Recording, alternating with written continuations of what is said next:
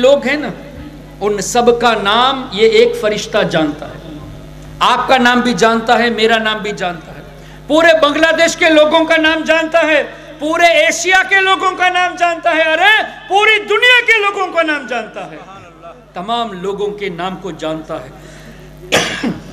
ایک اور روایت کے مطابق جتنی مخلوق ہے ان سب کی آواز سن سکتا ہے, تو نام بھی جانتا ہے, آواز بھی سنتا ہے. تو ہمارے نبی فرماتے ہیں کہ وہ فرشتہ جو میرے قبر انور کے لیے مقرر ہے, جب بھی کوئی مجھ پر درود پڑے گا, ایک مرتبہ پڑھ لے اللہم صلی علی سیدنا و مولانا محمد و آلہ و صحبہ و بارک وسلم, تو حضور فرماتے ہیں جو ایک بار درود پڑے گا وہ فرشتہ اس کا نام اور اس کے باپ کے نام کے ساتھ مجھے پہنچائے گا. ایک اور مرتبہ پڑھ لے اللہم صلی علی سیدنا محمد و علی آل سیدنا محمد و بارک وسلم. اب وہ فرشتہ ہم سب کے درود کو سن لیا ہے. صرف ادھر کا نہیں, پورے بنگلہ دیش میں جہاں جہاں درود پڑھتے ہیں, پوری دنیا میں جہاں جہاں درود و سلام پڑھتے ہیں, سب کے درود کو سن لیا اور چٹاگونگ سے مدینہ شریف جھٹکے میں پہنچ گیا اور کہتا ہے یا رسول اللہ اس کا بیٹا اس نے آپ پر سلام بھیجا ہے, فلاں کا بیٹا فلاں نے آپ پر درود بھیجا ہے. تو ایک فرشتہ جو خادم ہے حضور کے قبر انور کا خادم, اس کی اتنی طاقت کہ سب کی آواز بھی سن سکتا ہے, سب کے نام کو بھی جانتا ہے, کون کہاں پر پڑھتا ہے یہ بھی جانتا ہے, اور فوراً مدینہ شریف میں پہنچا بھی دیتا ہے. اس کا مطلب حضور کے روضے انور کا خادم فرشتہ حاضر و ناظر بھی ہے, سب کو جانتا بھی ہے. تو جب خادم سب کے نام کو جان سکتا ہے, کوئی وہاں بھی اعتراض نہیں کرتا, خادم سب کی آواز سن سکتا ہے, کوئی نجدی اعتراض نہیں کرتا. ہمارے آقا کے بارے میں کہتے کہ حضور جانتے ہیں, تو فوراً آبجیکشن, فوراً اعتراض. تو اگر یہ ناممکن ہو کہ اللہ کسی مخلوق کو سننے کی طاقت نہیں دے سکتا, اگر ایسا ہو تو فرشتوں کو کیسے طاقت آ گئی؟ ارے فرشتے تو ہمارے دل کو بھی جانتے ہیں. کیا حضور صلی اللہ علیہ وسلم نے نہیں فرمایا کہ جب ہم نیکی کرتے ہیں تو رائٹ سائڈ پہ جو فرشتہ ہے وہ نیکی لکھ لیتا ہے, گناہ کرتے ہیں تو دوسرا فرشتہ گناہ لکھتا ہے, اور بندہ جب نیکی کا ارادہ کرتا ہے, نیت کرتا ہے, آپ کچھ اچھی نیت کر لے کہ اس مجلس سے جانے کے بعد میں میری ماں باپ کے ہاتھ چوموں گا, میں کسی کو صدقہ دے دوں گا, میں اپنے بھائی کی مدد کروں گا, تو آپ اگر نیت ابھی کریں گے, عمل تو بعد میں کریں گے نا, نیت اب کریں گے فرشتہ لکھ لیتا ہے ثواب. تو اس کا مطلب آپ نے کیا سوچا, فرشتہ جانتا ہے تبھی تو لکھتا ہے. اور نیکی کرنے کے بعد 10 مرتبہ 10 گنا زیادہ لکھا جاتا. اور اگر اللہ نہ کرے کسی نے ارادہ کیا کہ میں یہاں سے جا کر اپنی ماں کا ادب نہیں کروں گا, میں اپنے دوست کو گالی دوں گا, تو یہ گناہ ہوا نا. ایسا کبھی ارادہ نہیں کرنا, کبھی نیت نہیں کرنا. میں سمجھانے کے لیے کہہ رہا ہوں, جب کوئی گناہ کا ارادہ کرے گا تو بائیں طرف کا فرشتہ گناہ نہیں لکھتا, نیکی کا ارادہ کریں گے تو لکھتا ہے, گناہ کے ارادے سے نہیں لکھتا. اس کا مطلب یہ فرشتے کو پتا ہے ہم نے کیا ارادہ کیا, ہمارے دل میں کیا ہے, کیا نیت ہے, فرشتہ جانتا ہے. کسی وہابی نے اعتراض نہیں کیا. ہم کہتے ہیں کہ ہمارے نبی ہمارے دل کو جانتے ہیں, تو فوراً یہ کیسے ممکن ہے؟ تو اس سے کیا پتا چلا, یہ وہابی نجدی قرآن پڑھتے ہیں, حدیث پڑھتے ہیں, لیکن قرآن اور حدیث کے خلاف لوگوں کو بہکانے کی کوشش کرتے ہیں اور بہکاتے بھی ہیں. اس لیے آپ اپنی حفاظت کریں, اپنے بچوں کے ایمان کی حفاظت کریں. عقائد اہل سنت علماء کرام سے آپ سیکھیے. عقائد اہل سنت سیکھنے کے بعد نجدیوں کے اعتراض کو بھی سنیے اور علماء سے اس کا جواب بھی سیکھیے, تاکہ کوئی آپ کے ایمان کو برباد کرنے کے لیے آئے تو آپ اپنی بھی حفاظت کر سکے اور اس کو بھی سمجھا سکے کہ تم غلط بول رہے ہو. تفسیر میں تو یہ ہے, حدیث میں تو یہ ہے, تم نے کیسے کہہ دیا؟ یہ کب جواب دے سکیں گے؟ جب آپ کو علم ہوگا. تو آپ کو علم حاصل کرنے کے لیے آپ کو عقیدہ اہل سنت سیکھنا ضروری ہے. اعتراض بھی سنیے اس کا جواب بھی سیکھیے اور اپنے بچوں کی حفاظت کیجئے۔ کیوں؟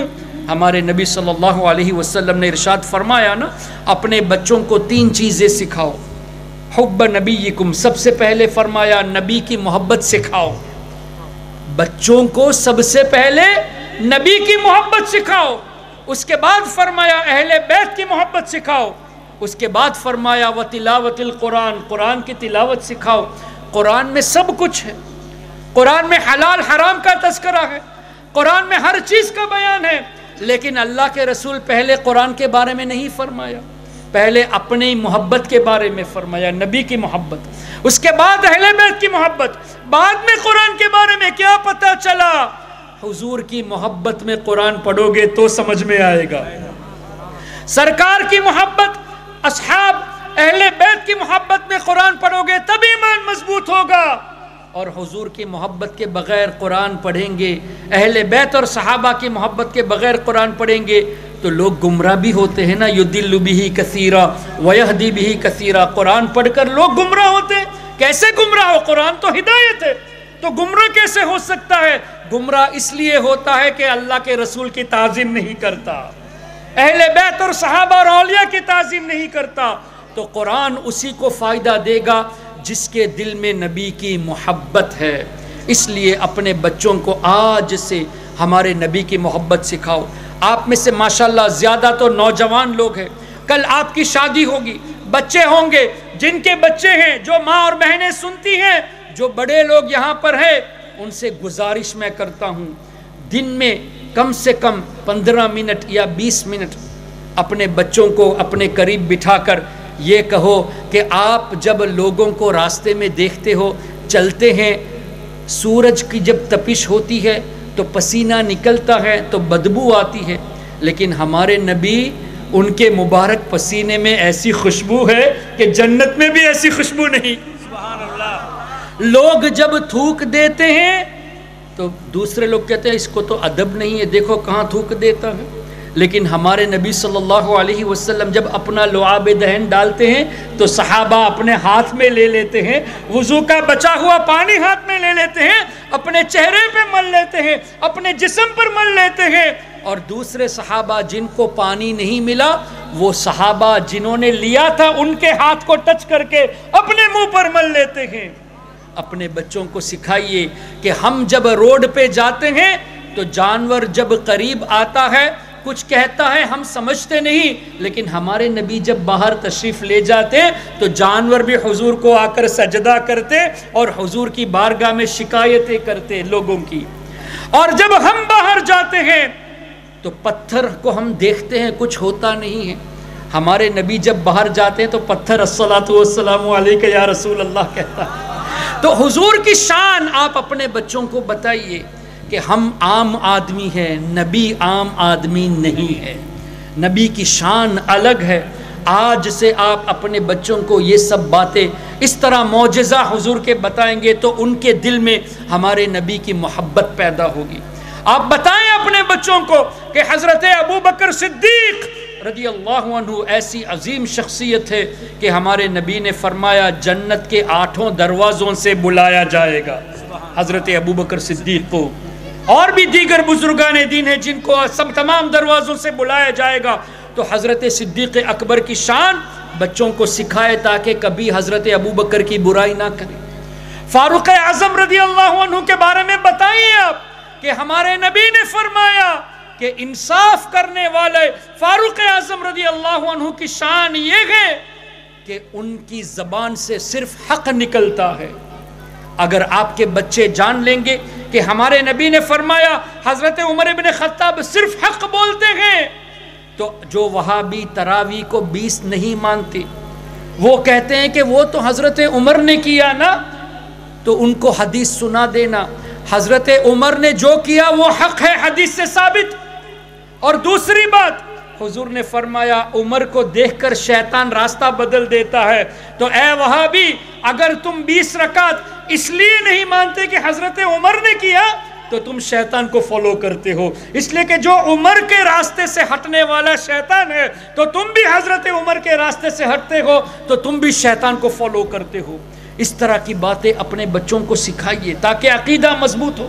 حضرت عثمان غنی رضی اللہ عنہ کے بارے میں کیا حضور نے نہیں فرمایا کہ کون جنت خریدنے کو تیار ہے؟ پانی کی ضرورت تھی تو حضرت عثمان غنی نے کنواں خرید کر مسلمانوں کو وقف کر دیا، حضور نے جنت کی بشارت دے دی۔ ہمارے نبی کی شان یہ ہے کہ جس کو چاہے جنت عطا کر دیتے ہیں۔ حضرت ربیعہ نے حضور کی خدمت کی تو فرمایا سل مانگو ربیعہ، کہا کہ یا رسول اللہ میں آپ کے ساتھ جنت میں مقام مانگتا ہوں، آپ کی رفاقت جنت میں مانگتا ہوں۔ ہمارے نبی نے یہ نہیں فرمایا مجھ سے کیوں مانگتے ہو، یہ تو شرک ہے، بلکہ فرمایا اور بھی کچھ چاہیے، اس کا مطلب جنت تو دے دی گئی، اور بھی کچھ چاہو تو مانگو۔ حضرت علی رضی اللہ عنہ کے بارے میں ہمارے نبی صلی اللہ علیہ وسلم نے ارشاد فرمایا کہ جس کا میں مددگار علی اس کے مددگار، تو مومنین کے مددگار حضرت علی رضی اللہ عنہ ہیں۔ تو مولا علی کے بارے میں اگر کوئی وہابی کہتا ہے کہ مشکل کشا کہنا شرک ہے تو یہ حدیث کے خلاف ہو جائے گا، اس لیے کہ حضور نے فرمایا جس کا میں مددگار علی بھی اس کے مددگار۔ اس طرح کی حدیثیں بچوں کے ذہنوں میں ڈالیے، بچوں کے سامنے ان کی شان بیان کیجئے۔ سیدہ فاطمہ الزہرا رضی اللہ عنہا کی شان بیان کیجئے کہ ہمارے نبی نے فرمایا کہ جنتی عورتوں کی سردار ہے، اور حدیث میں یہاں تک آیا جو بچیاں پردہ نہیں کرتی ان کے لیے ایک سبق ہے۔ حدیث میں یہاں تک آیا کہ جب سیدہ فاطمہ رضی اللہ عنہا جنت میں جانے لگیں گی تو ایک ندا آئے گی، اے محشر والو اپنی نظروں کو نیچے کرو، بی بی فاطمہ جنت میں جا رہی ہے۔ تو کوئی بھی مرد ان کو نہیں دیکھ سکے گا۔ اور سیدہ فاطمہ کی شان یہ کہ ایک مرتبہ وہ پریشانی میں رو رہی تھی، روتی تھی، تو ان سے ان کی خادمہ نے پوچھا کہ اے جنت کی مالکہ، اے جنتی عورتوں کی سردار، اے سیدہ فاطمہ آپ کیوں روتے ہیں؟ تو سیدہ فاطمہ رضی اللہ عنہا نے اس طرح فرمایا کہ پہلے زمانے میں جب جنازہ اٹھا کر لے جاتے تھے تو صندوق آتا ہے نا بند کرنے کے لیے، پہلے وہ صندوق نہیں تھا۔ تو میں یہ عرض کر رہا تھا کہ سیدہ فاطمہ الزہرا رضی اللہ عنہا جب غمگین تھی اور بتایا اس کی وجہ کہ پہلے جب جنازہ لے جایا جا رہا تھا تو یہ پتہ چل جاتا تھا کہ عورتوں کا جنازہ ہے یا مردوں کا، تو اس فکر میں رو رہی تھی۔ اپنے وصال کے بعد بھی پردے کا اتنا اہتمام، تو ان کی خادمہ نے کچھ اس طرح فرمایا کہ ہم نے حبشہ میں دیکھا ہے کہ جنازہ جب عورتوں کا ہوتا ہے تو اس طرح تیاری کی جاتی ہے کہ پھر پتہ نہیں چلتا کہ کس کا جنازہ ہے۔ تو اس طرح سیدہ فاطمہ الزہرا رضی اللہ عنہا کی بات بھی آپ اپنے بچوں کے سامنے، بچیوں کے سامنے پیش کریں تاکہ ان بزرگان دین کی، ان نفوس قدسیہ کی محبت ان کے دلوں میں نہ صرف بیٹھ جائے بلکہ ہمیشہ کے لیے بس جائے، اور اسی محبت میں یہ دنیا میں زندہ رہے اور موت بھی اسی محبت میں اللہ تعالیٰ عطا فرمائے۔ اللہ تبارک و تعالی ہم سب کو نبی پاک صلی اللہ علیہ وسلم کی شفاعت عطا فرمائے اور موت کے وقت غوث اعظم کا دیدار نصیب فرمائے۔ سبحانک اللہم وبحمدک اشہد ان لا الہ الا انت استغفرک واتوب الیک۔ السلام علیکم ورحمۃ اللہ وبرکاتہ۔